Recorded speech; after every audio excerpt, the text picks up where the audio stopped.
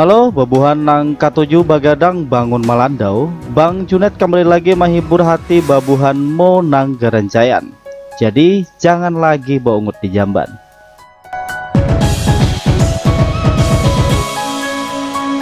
Pada kesempatan kali ini, Bang Junet akan berbagi alur cerita film tentang balas dendam paling jenius menggunakan teknologi masa depan. Film ini dibintangi Logan Marshall, disutradarai oleh Leigh Whannell, yang dirilis pada tahun 2018. Di awal film, kita diperlihatkan seorang pria bernama Gray tengah memperbaiki mobil di bagasi rumahnya.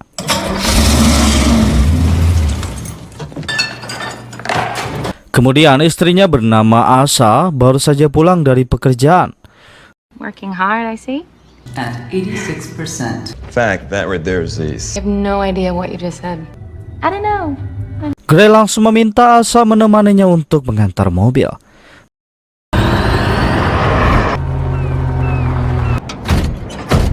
Setelah tiba di lokasi, Asa terkejut karena pemilik mobil yang diperbaiki suaminya adalah seseorang yang sangat cerdas bernama Aaron King. Asa mengatakan bahwa perusahaan tempat dia bekerja akan bisa mengimbangi kecerdasan Aaron. Namun Aaron mengatakan tidak akan bisa. Lanjut, Aaron memperlihatkan sebuah chip bernama Steam yang bisa mengontrol apapun. Di perjalanan pulang, mereka terlihat santai karena mobilnya otomatis menyetir sendiri. Tiba-tiba, kontrol mobilnya error sehingga membuat mobil itu terbalik di tengah jalan. Kemudian, beberapa orang bertopeng muncul menyeret mereka keluar.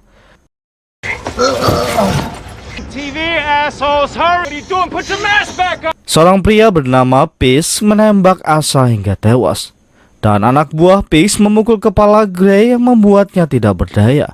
Beberapa polisi muncul mengevakuasi mayat Asa, sedangkan Peace beserta anak buahnya sudah menghilang. Beberapa saat kemudian terlihat Gray berada di rumah sakit dan dinyatakan lumpuh total. Kini hidupnya hanya bergantung pada mesin dan ibunya yang menemaninya.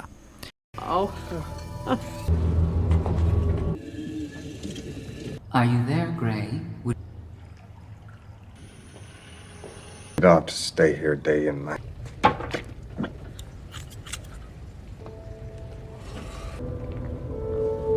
Esok harinya, Gray bersama ibunya menemui detektif Cortez yang menangani kasusnya.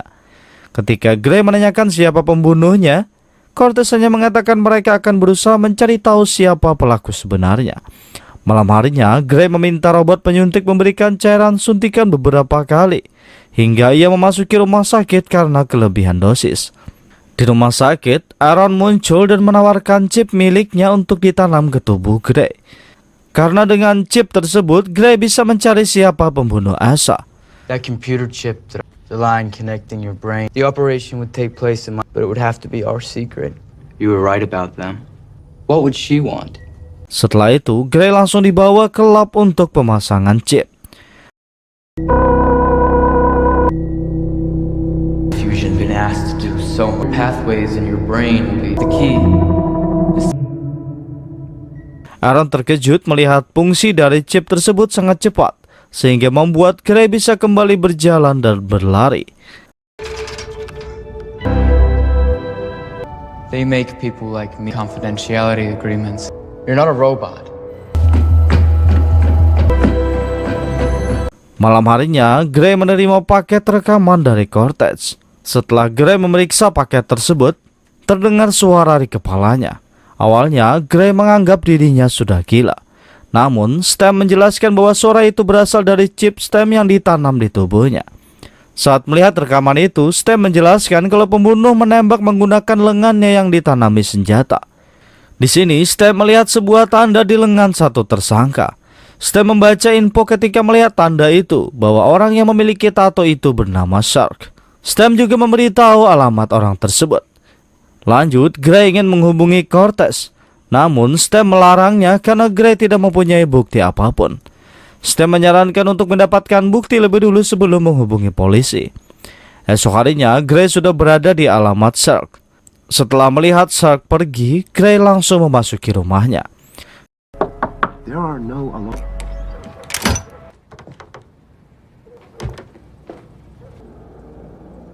Di sini ia menemukan banyak pesan di layar virtual berbentuk meja. Saat kemudian Sark kembali. Setelah melihat Gray berada di sana, Sark langsung menghajarnya.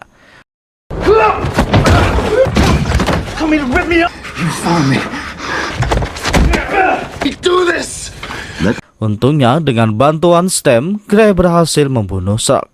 Gray sangat shock, ia tidak menyangka Stem akan membunuh Sark. Full control again, Gray. Stem meminta Gray membersihkan semua sidik jari karena ia sudah mencatat di pikiran apa saja yang dipegang Gray. Beberapa waktu berlalu, dokter menjelaskan kepada Cortez tentang implan dan senjata yang dipasang di mayat Sark. Dan sayangnya, Cortez juga tidak mendapatkan jejak apapun.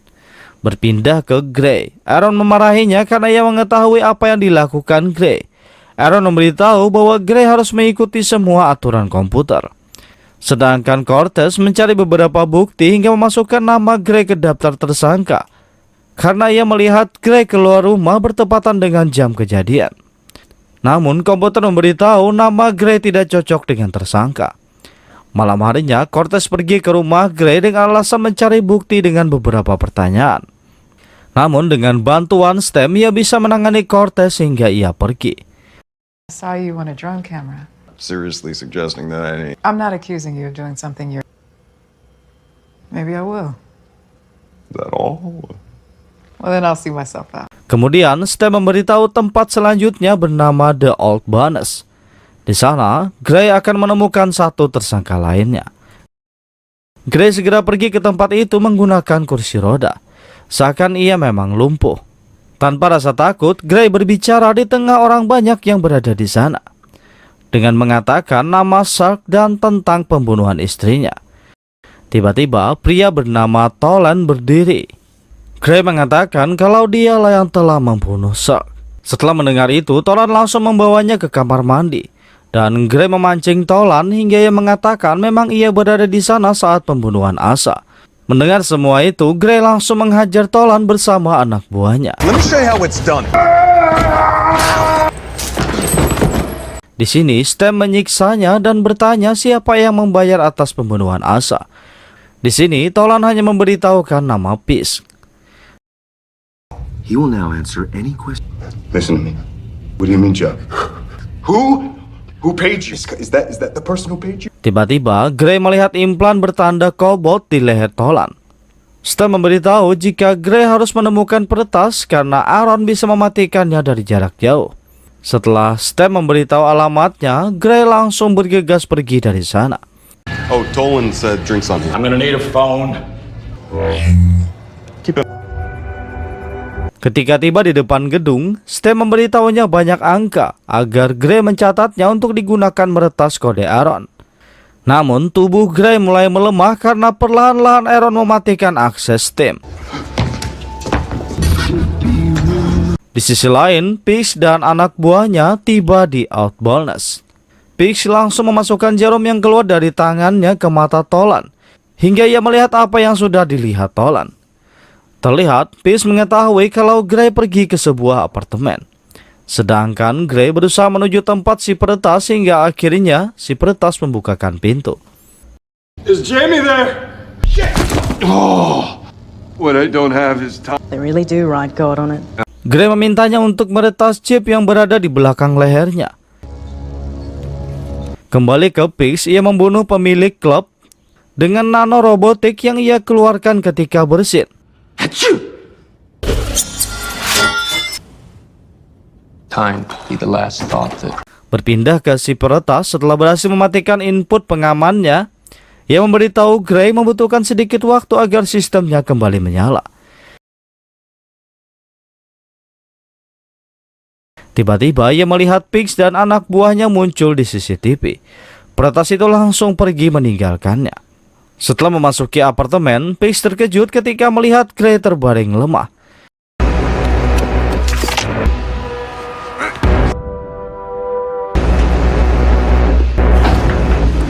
Looked when I saw you last. Di saat sistem kembali aktif, Gray langsung berlari menjauh menuju atap. Anak buah Peace terus mengejarnya, namun Gray bisa membunuhnya dan berhasil kabur sebelum Peace menemukannya. Di saat Gray kembali ke rumah, ibunya terkejut melihat Gray bisa berjalan kembali. Gray memberitahu semuanya tentang operasinya, namun ia meminta ibunya untuk tidak memberitahu siapapun. Now you can start living it. Sedangkan Aaron terlihat frustasi sebab semua sistemnya error karena sudah diretas. Ketika Gray tertidur, ia bermimpi tentang istrinya. Tiba-tiba, Cortez muncul dengan beberapa pertanyaan terkait pembunuhan baru. Karena kursi roda Gray terlihat di tempat kejadian. Dengan bantuan STEM, Gray kembali bisa menjawab pertanyaan yang masuk akal, sehingga membuat Cortez pergi kedua kalinya. Right now. Get out of the way and let some computer do it. Setelah Cortez pergi, Gray berbicara dengan STEM. Ternyata Cortez sedang mendengarkan pembicaraan Gray karena ia sudah memasang perekam. Akan tetapi, Cortez kebingungan dengan siapa Gray berbicara. Di sini, STEM memberitahu Gray bahwa sekarang ia tidak lagi membutuhkan izin kendali karena input pengaman sudah dihilangkan. Gray yang dikendalikan STEM langsung berangkat mencari Peace. Melihat Gray pergi, Cortez langsung mengikutinya hingga mereka kejar-kejaran. Detective Cortez. How did you not notice this? Right now.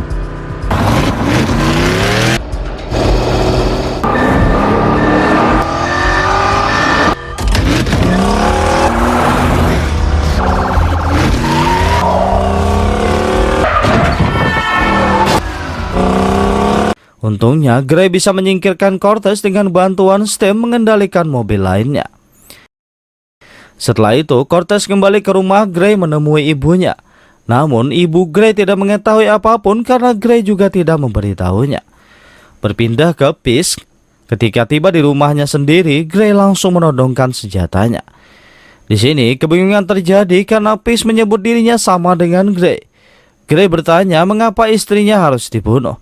Peace hanya mengatakan sasaran utamanya adalah Gray sendiri, sedangkan istrinya itu hanya pelengkap. I don't want to. I just want to know. Wife. Bullshit. To sever your spine, like they use for bovine.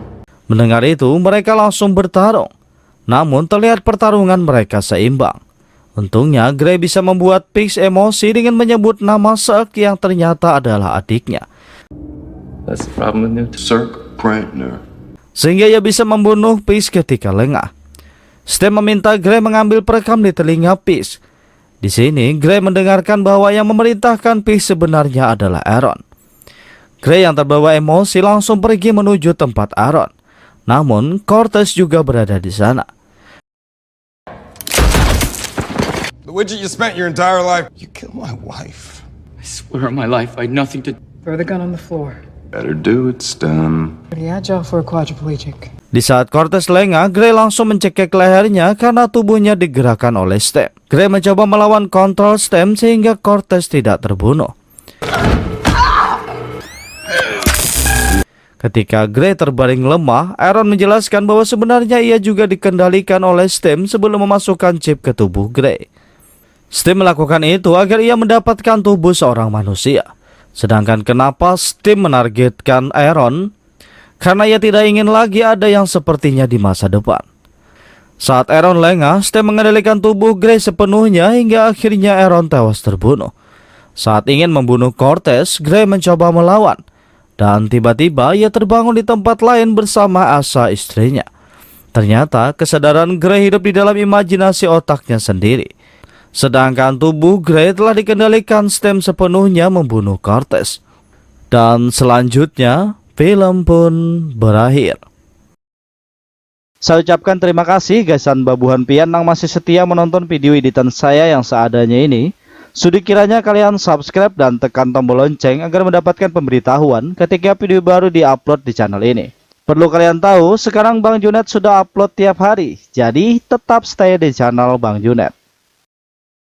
Subscribe apa channelnya? Ada kena. Baru bigi barang masuk dah.